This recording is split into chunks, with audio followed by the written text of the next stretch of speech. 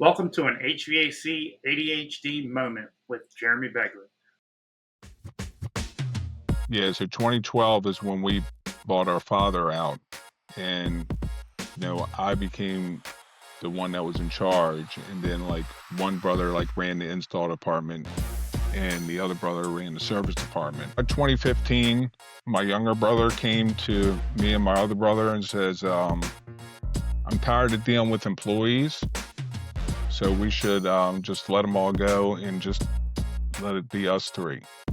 And I'm like, that's great that you have that thought, though that's not my plan, because my plan was always wanting to help others that wanted to get in the trade and learn.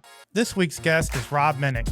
Rob is probably the second contractor I ever knew of to fully lean into home performance from the position of HVAC contracting. He took his family business, drew a line in the sand, and said, from now on, home performance is the way we do things.